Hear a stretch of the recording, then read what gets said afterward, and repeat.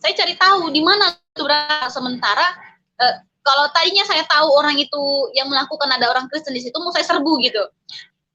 Orang ibadah saya ganggu, orang ibadah di dalam gereja kami ganggu. Nggak boleh ibadah, nggak boleh. Shalom Alaikum Bishim Hamasiyah, salam Aki. Aku kabarkan Injil keselamatan. Alkitab mengatakan baik atau tidak baik waktunya, Injil harus diberitakan supaya setiap orang yang mendengar dapat menjadi percaya. Saya Evangelis Avraham Effendi Usman. Welcome to my channel Injil Kabar Baik Habakit.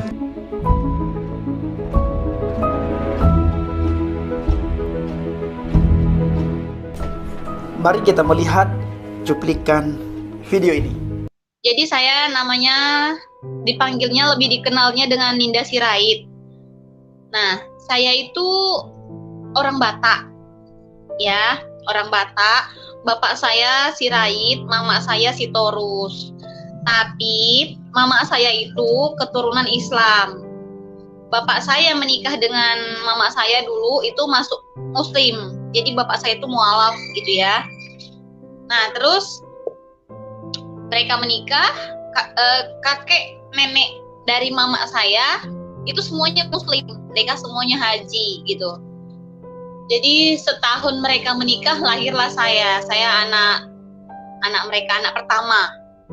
Nah, terus singkat cerita setahun pernikahan mereka saya sudah lahir. Terus seperti biasa gitu ya, namanya kehidupan orang Muslim di kampung. Jadi tamat sekolah, saya pun merantau. Saya tamat sekolah dari Batam. Nah, orang tua saya di sana kan. Jadi saya merantau di Jakarta. Saya merantau di Jakarta, ceritanya mau mencari kerja. Cari kerja, tapi dapat kerjanya di daerah Tangerang. Tangerang, tepatnya di daerah Jatake. Setelah itu tahun berganti tahun. Nah, di situ saya orang yang rajin ke pengajian gitu. Terus saya pun bukan orang Islam, orang bilang Islam KTP ataupun enggak. Kita itu Islam yang ada apa namanya, ada majelisnya gitu. Terus saya di Tangerang itu sama teman saya punya tim. Jadi kami tuh sesama orang-orang fanatik dengan agama Kristen. Kami cuma menganggap agama kami lah yang benar gitu. Terus kami menganggap agama lain itu agama salah, agama yang sesat, apalagi agama Kristen gitu. Jadi saya sama tim-tim saya, kami pergi mengganggu orang-orang Kristen yang lagi ibadah. Kalau saudaraku di sini pernah ingat gereja di Bandung yang kebaktian di pinggir jalan, karena gerejanya kami ganggu, nggak boleh mereka kebaktian di dalam gereja itu. Kami rusuhin, kami apa namanya, kami huru-hara gitu. Jadi mereka hari Minggu itu kebaktian di pinggir jalan, itulah salah satunya saya orangnya. Nah, jadi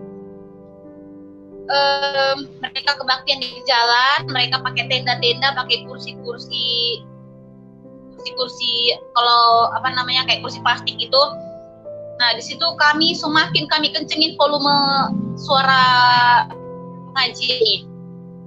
Tapi orang Kristen itu tetap mereka nggak terganggu, nggak terkecoh, nggak ada yang marah sama kami, nggak ada yang menyerang kami gitu. Coba kalau misalnya orang Muslim diganggu sedikit aja sama orang Kristen, kami hajar, kami bunuh gitu. Jadi nggak tahu kenapa gitu ya, yang bom Bali. Nah, bom Bali itu adalah rekan kita juga.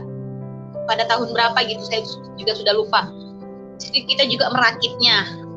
Saya juga lihat teman saya itu merakit bom. Memang dia ditangkap juga gitu, tapi udah lepas sekarang ya. Jadi saking saya jahatnya, saking saya sering mengganggu orang-orang Kristen, saya sampai bilang di tempat kerja saya itu orang-orang Muslim ya, Di kontrakan saya pun orang Muslim, nggak ada orang Kristen, satu orang pun nggak ada.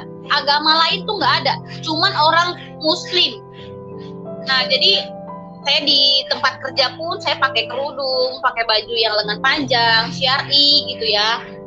Jadi orang bilang saya ini orang yang aliran keras gitu, yang fanatik gitu ya. Fanatik itu dalam arti gini, nggak mau berteman sama orang yang di luar agama Islam dan nggak mau berteman sama orang yang nggak rajin sholat.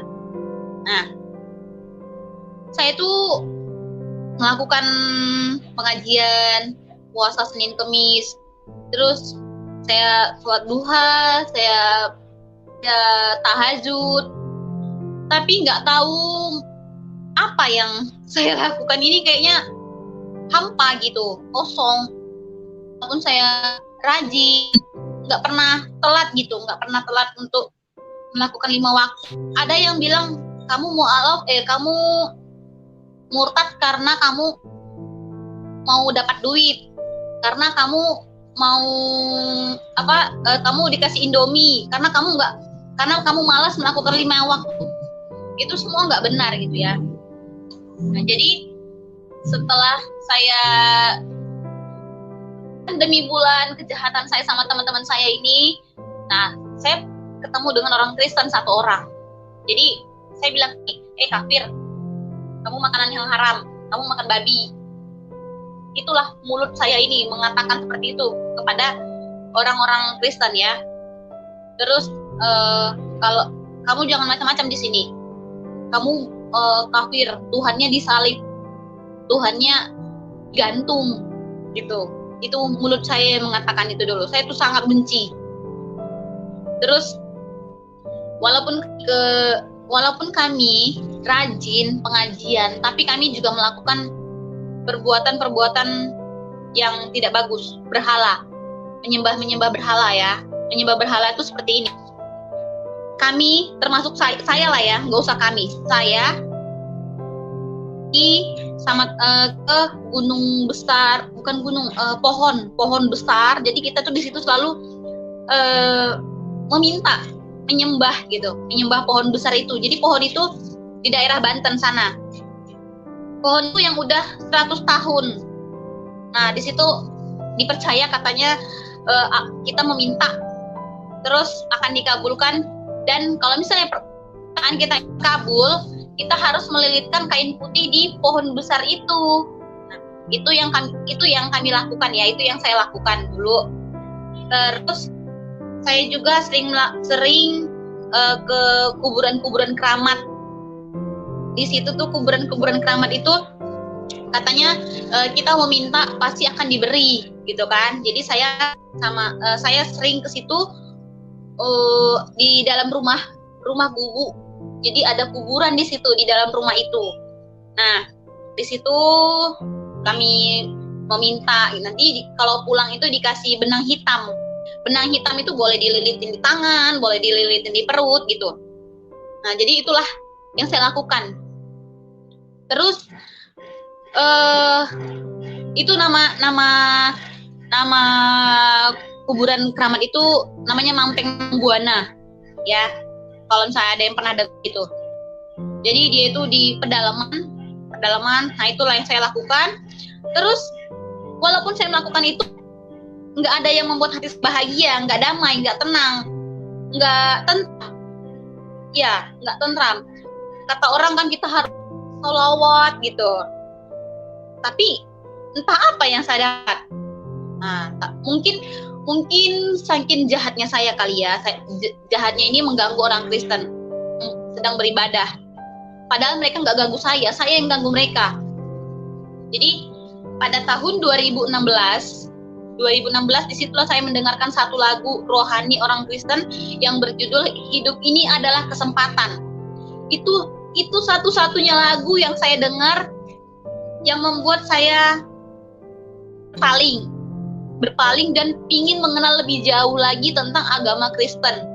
Nah, itu pagi-pagi saya kan kalau Sabtu Minggu libur kerjanya. Jadi pas kebetulan lagu itu hari Sabtu, kok ada lagu ini gitu. Padahal saya nyalain pengajian di YouTube di kontrakan saya. Kok ada lagu rohani orang Kristen? Nah, semakin saya cari tahu di mana itu berada. Sementara kalau tadinya saya tahu orang itu yang melakukan ada orang Kristen di situ, mau saya serbu gitu. Tapi nggak ada di kontrakan saya itu satu orang pun orang Kristen, nggak ada. Semua rata-rata Muslim. Mau di kontrakan, pokoknya dari ujung ke ujung itu nggak ada orang yang tidak beragama Islam gitu. Jadi nggak ada. Lagu itu terus berkumandang di telinga saya ini. Padahal di belakang kontrakan saya itu masjid. Bayangin aja, suara toa masjid itu kan kenceng ya, kedengaran kemana-mana. Tapi suara musik ini selalu hadir di sini. Kok aneh ya, suara lagu ini membuat saya merinding gitu. Itulah pertama kali lagu rohani yang saya dengar. Jadi hari kedua saya dengarkan lagu itu membuat saya tersentuh. Apa arti dari semua ini gitu? Saya mau nanya pun saya nggak punya teman orang Kristen, nggak punya, satu nggak ada. Jadi lama kelamaan ternyata lagu itu nempel di hati dan di telinga saya. Saya nyanyiin tanpa saya sadarin. Hari berganti, bulan berganti, tetap saya. Nah, seminggu saya dengerin lagu itu. Di situ saya masih belum masih dengan title saya yang Muslim ya, yang berkerudung kayak gitu. Saya masih biasa saja, cuman lagu rohaninya sudah mulai saya dengerin gitu. Jadi seminggu berlalu, minggu berikutnya saya dengarkan lagu rohani, tapi yang campur-campur dari YouTube saya buka. Tapi suara volumenya itu kecil sekali, nggak ada yang kedengaran sama kontrakan sebelah. Ibu kontrakan saya kan di sebelah, jadi nggak ada kedengaran sampai ke sebelah. Suaranya itu kecil. Nah di situ saya dengerin lagu-lagu rohani. Ternyata lagu rohani itu menyentuh sekali di hati saya. Di situ air mata pun tanpa disadari menetes itu nggak tahu kenapa langsung aja terbayang dengan perbuatan saya. Nah jadi setelah itu setelah dari bulan saya yang mulai mengikuti lagu rohani, bulan berikutnya saya mencari tahu tentang Kristen ini seperti apa. Saya tinggal di Tangerang, saya pergi ke Cengkareng karena saya takut gereja situ teman-teman saya tahu kalau saya ke gereja. Nah, saya pergi ke Cengkareng, itu kan agak jauh dari tempat kontrakan saya. Saya pergi ke Cengkareng, saya di situ kebetulan gerejanya gereja GBI. Nah, itu saya ikut. Padahal saya nggak ada yang saya kenal di situ orang.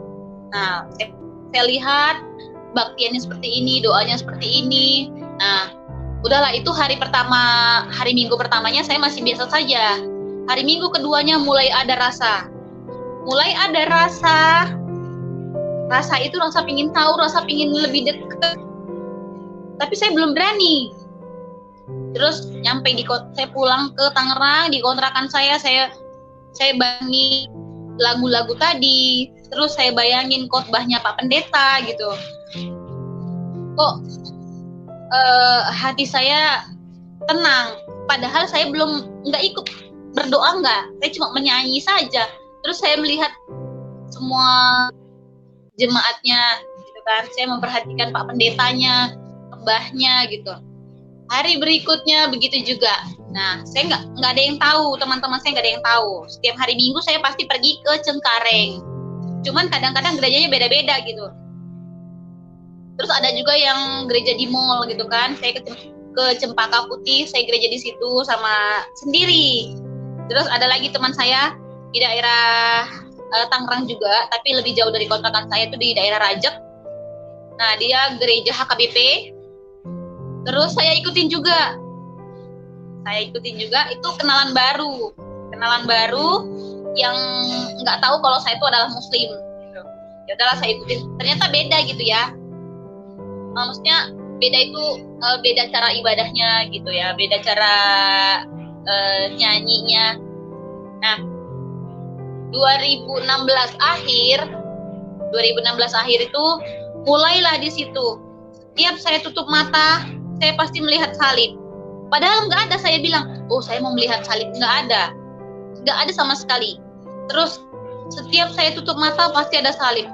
Terus 2017 awal sampai pertengahan, di situ saya tidur, salib itu semakin banyak,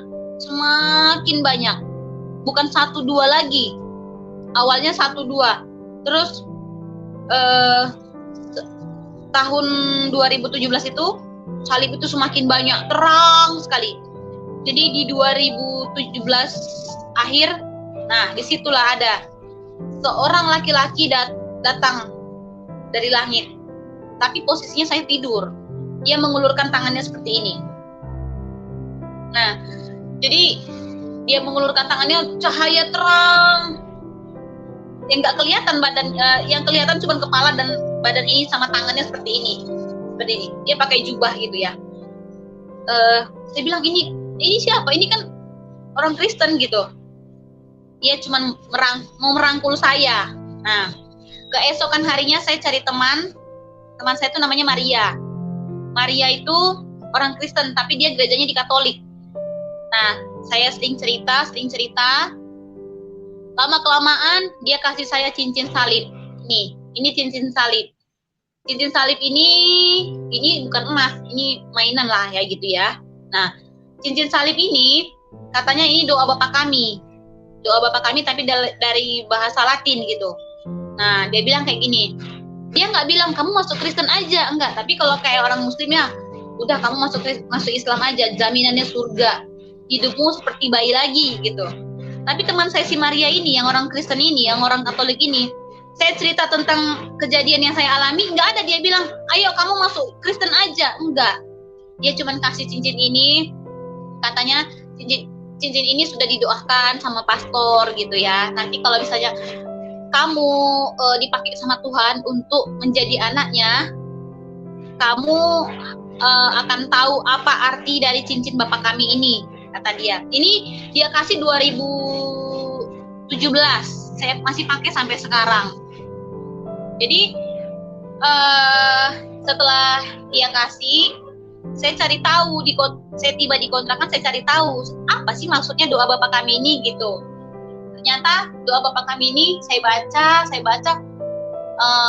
katanya kan, Bapa kami yang di surga, dikuduskanlah namamu, datanglah kerajaanmu, jadilah kehendakmu di bumi seperti di surga. Berilah kami pada hari ini makanan kami yang secukupnya, dan ampunilah akan kesalahan kami, seperti kami sudah mengampuni orang yang bersalah kepada kami. Dan janganlah membawa kami ke dalam percobaan, tetapi lepaskanlah kami daripada yang jahat, karena Engkaulah yang punya kerajaan dan kemuliaan sampai selama-lamanya. Amin. Gitu. Saya cari tahu, saya tanya lagi si Maria, kok Bapak kami seperti itu? Ya, nanti kalau kamu dipakai, terus besok kamu menerima Yesus, kamu harus siap mengampuni orang yang menghujat kamu, menjauhi kamu, menghina kamu. Karena memikul salib itu nggak mudah, say, dia bilang kan. Oh iya, kamu harus siap sakit, kamu harus siap pahit, kamu harus siap kekurangan, kamu harus siap dijauhin keluarga, orang tua, dia bilang gitu. Oh gitu. Nah, betul, terjadilah. Teman-teman saya ada yang mencium aroma saya sudah mulai mendekatkan diri dengan Kristen. Nah, disitulah saya mulai dijauhin, dimarahin, nggak ditemenin lagi gitu ya, dimusuhin lah pokoknya. Di situ orang tua saya belum tahu. Nah, lama kelamaan saya memberanikan diri.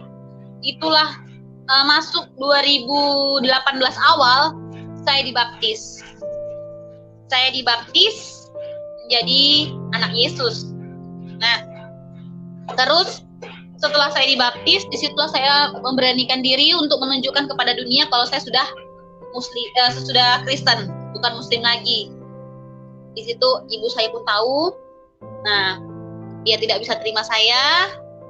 Sampai ada yang bilang seperti ini, kamu kembali lagi ke Muslim. Saya kasih satu rumah. Dimanapun kamu mau rumah itu tipe klaster, mau tipe apa, saya kasih. Saya kasih kamu 1 juta satu hari. Kalau duniawi, orang mana sih yang nggak mau gitu ya kan? Orang mana sih yang nggak mau 1 hari 1 juta tanpa harus bekerja? Karena saya sudah berhenti dari pekerjaan saya yang dulu, dikeluarin karena setelah tahu gitu ya. betul kata teman saya si Maria, kamu harus siap dijauhin, kamu harus siap kekurangan dalam arti keuangan, karena nggak akan ada yang mau menerima. Nah, disitulah hati saya besar. Kata si Maria, kamu harus siap mengampuni orang yang jahat sama kamu akan kekurangan, tapi yakinlah Tuhan akan mencukupkan kamu, dia bilang gitu. Iya, betul, kejadian semua itu sama saya. Gak ada teman saya pun sekarang kan jualan online. Maksudnya kemarin-kemarin saya jualan online. Saya di TikTok saya, Ninda Kedas Beauty itu. Setelah mereka tahu, teman-teman saya itu nggak ada yang beli lagi sama saya. Jualan saya sepi, jujur aja, jualan saya sepi. Karena mereka tahu saya sudah murtad. Kan biasalah ya, kalau orang Muslim pindah ke Kristen, nggak akan ada yang mau berteman, nggak akan ada yang mau mengaku itu saudara saya, nggak akan ada. Terus kalau bisa jualannya nggak usah dibeli gitu. Terus saya bilang kayak gini, ya udahlah nggak apa-apa, burung di udara saja Tuhan cukupkan, masa saya tidak gitu.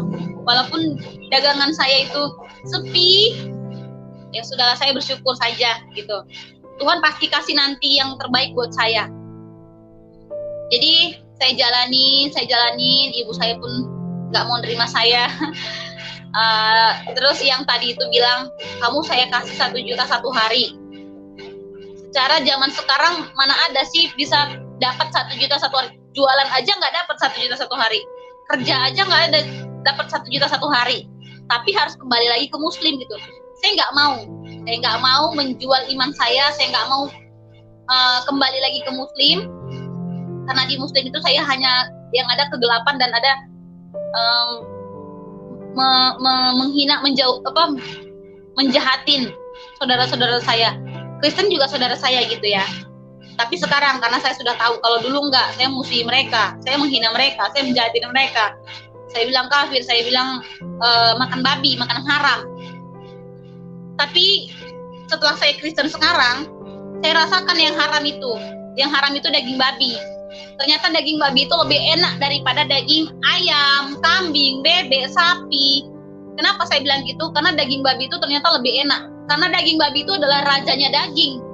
Kenapa saya bilang seperti itu? Ternyata daging babi itu bisa direndang, bisa disop, bisa diarsik, bisa digulai gitu, bisa dipanggang. Kalau sapi kan cuma direndang gitu ya, ayam digulai apa segala macam. Ternyata luar biasa orang Kristen ini. Orang Kristen ini, walaupun dia dibilang kafir, walaupun dia dibilang memakan yang haram, nggak marah gitu, nggak membalas saya, nggak dibalasnya saya mau ditinjunya lagi, nggak. Saya yang malah mau meninju mereka, saya yang malah membenci mereka, menghina mereka.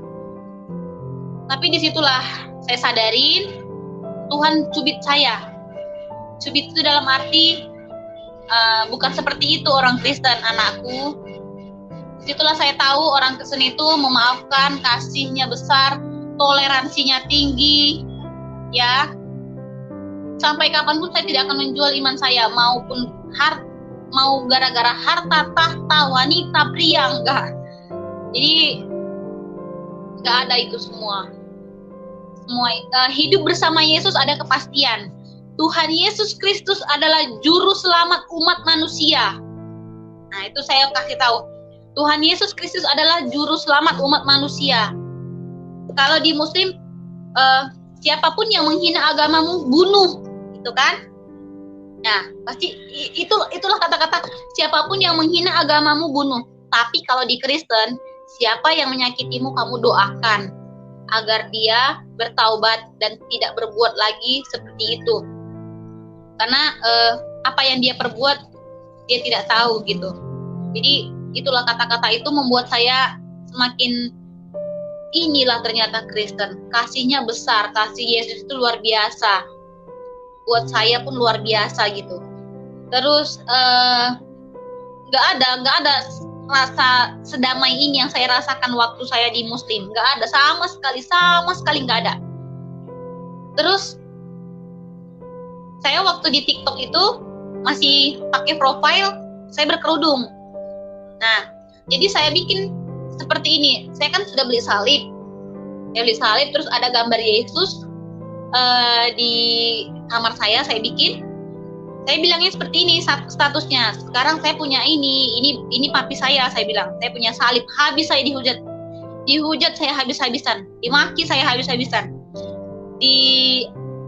Pokoknya pahit lah gitu kata-katanya. Sampai ada yang bilang, coba sebutin kalau memang kamu muslim, coba kamu sebutin Al-Fatihah sama surat An-Nas. Saya bukan yang nggak bisa, ya, tapi saya sudah nggak mau membuka yang sudah saya kubur. Itu masa lalu. Saya punya komitmen sama Tuhan. Saya punya komitmen, saya akan meninggalkan masa lalu saya yang jelek. Saya akan walaupun orang bilang bohong, ya Kristen dari lahir, terserah. Itu itu nggak membuat saya goyah, nggak. Bukan nggak banyak tantangannya ya, banyak sekali. Tapi saya merasa damai. Saya merasa penuh sukacita gitu. Semua Tuhan itu cukupkan saya. Tak sedikit pun gitu orang yang mau menerima saya, teman-teman saya yang muslim ya, enggak. Mereka menjauhi saya. Mereka bilang jangan teman lagi sama dia sudah murtad. Masuknya nanti ke neraka, kata dia. Ya, di TikTok saya banyak sekali orang-orang yang menghujat. Banyak sekali. Kemarin ada yang bilang kamu akan masuk neraka. Saya bilang, hebat banget ya dia ya, udah bisa memastikan saya bakal masuk neraka karena saya murtad. Jadi saya mau bilang ya, nggak ada artinya kita jahat sama orang. Karena saya sendiri istilahnya aliran keras ya dulu. Aliran keras karena saya nggak suka sama orang Kristen, saya nggak suka mereka kebaktian, saya nggak suka mereka bersuka cita. Tapi ternyata apa yang saya keluarkan dulu sekarang sudah saya jalanin, saya alamin. Saya kebaktian, saya makan daging babi. Sekarang orang yang bilang saya kafir gitu, tapi ya sudahlah, semua itu sudah saya jalani, sudah saya terima. Saya memang tetap semangat walaupun orang bilang apapun. Kemarin pertama kali saya kesaksian di Raja Nabasa, dia lihat TikTok saya yang ibu saya nggak mau terima saya gitu kan. Dia lihat TikTok saya Ninda Kedas Beauty, dia kontak saya karena itu pertama kali saya kesaksian. Nah terus dia lihat, dia bilang murtad ya gini gitu. Iya betul. Nah di situ saya sekalian meminta maaf untuk semua saudara-saudara yang pernah dulu saya sakitin. Saya mohon maaf sekali. Saudara-saudara saya yang Kristen yang kebaktiannya dulu saya ganggu, termasuk teman-teman saya, mohon maafkan kami semua, tolong terima maaf kami. Karena itu bukan tidak disengaja ya, itu memang disengaja, itu memang kami sengaja untuk mengganggu mereka. Kalau bisa orang Kristen itu masuk Muslim semua gitu. Ternyata saya salah, perbuatan saya itu salah. Saya meminta maaf yang sebesar-besarnya untuk semua saudara-saudaraku yang Kristen yang pernah saya ganggu dimanapun. Ya, tolong maafin kami, tolong maafin saya, agar hidup saya ini tidak terbebani dengan semua perbuatan-perbuatan saya dulu. Ya, karena gimana dulu saya tuh dibilang paling berdosa. Orang ibadah saya ganggu. Orang ibadah di dalam gereja kami ganggu. Nggak boleh ibadah, nggak boleh. Tapi sekarang apa yang saya lakukan itu, apa yang saya lakukan dulu, sekarang saya alami. Ternyata Kristen itu kasihnya besar. Tidak mau membalas orang yang mencubit dia, tapi didoakan. Didoakan orang itu agar bertaubat. Tidak mau mengganggu orang yang mencubit dia, dicubit kembali. Kan katanya, ditampar pipi kiri, kasih pipi kanan gitu. Tapi di situ saya pelajarin semua, Tuhan itu memang baik. Tuhan itu memang baik karena Tuhan itu menegur saya dengan cara yang luar biasa gitu. Walaupun orang menjauhi saya. Oh ya, apalagi waktu kemarin saya masih menyembah berhala itu, pas saya di gereja Cengkareng, di gereja GBI itu. Nah, karena kita kan gelang hitam, benang hitam ya, dikasih dari dukun itu ya, yang menjaga kuburan itu, dikasih lah. Jadi saya pakai. Terus waktu gereja saya di Cengkareng, orang pulang, saya masih duduk aja di situ. Saya masih duduk, masih merenung, masih membayangkan khotbah tadi gitu. Jadi orang udah pada pulang, dilihat saya disamperin sama Pak Pendeta itu gitu. Kan dia bilang, kenapa? Saya cerita sebenarnya saya itu bukan orang Kristen, Pak. Saya itu orang Muslim, cuma saya nggak tahu beberapa hari ini setiap saya tutup mata saya pasti melihat salib. Awalnya salib itu sedikit, tapi lama kelamaan salib itu semakin banyak. Setelah itu saya melihat tangan Yesus seperti ini ke saya bilang, dia seperti ini, dia cuma kelihatan ini aja, kepala ini sama tangannya dari atas begini ke saya gitu. Dia nggak bilang, oh ya sudah kamu masuk Kristen aja, enggak. Nah dia bilang, kamu harus siap, Tuhan pakai kamu nanti, Tuhan pilih kamu. Banyak orang yang terpilih, banyak orang yang dipilih, tapi hanya satu yang terpilih gitu kan. Hanya satu yang dipilih. Terus apalah artinya itu gitu. Udahlah, hari demi hari saya bilang sama bapak itu, saya Pak menyembah berhala, saya menyembah berhala dulu. Terus saya tunjukkan gelang itu sama bapak itu, ternyata bapak itu doakan gelang itu dan gelang itu meledak di depan mata saya. Maksudnya terbakar gelang hitam yang dikasih dukun tadi itu sama saya. Dia bilang, kamu harus siap meninggalkan ini semua karena Tuhan sudah pilih kamu. Disitulah saya sadar dan saya pun jadi anak Yesus sampai sekarang. Nah, saya cuma mau memohon maaf kepada semua saudara-saudaraku yang Kristen dimanapun kalian berada, yang pernah saya sakitin, yang pernah teman-teman saya sakitin. Tolong maafkan kami, tolong ampuni kami. Maafkan kami karena semua kesalahan-kesalahan kami yang sudah mengganggu orang-orang Kristen, menghina orang-orang Kristen, menjelek-jelekan orang-orang Kristen. Saya Ninda Sirait, tolong terima maafku. Jangan ingat-ingat lagi, karena saya tahu perbuatan saya itu sangat menyakiti hati kalian. Saya memohon semua sama orang-orang Kristen yang pernah saya sakitin dimanapun kalian berada, tolong terima maaf kami. Saya mewakili teman-teman saya yang Muslim yang pernah menyakiti kalian, tolong maafkan kami.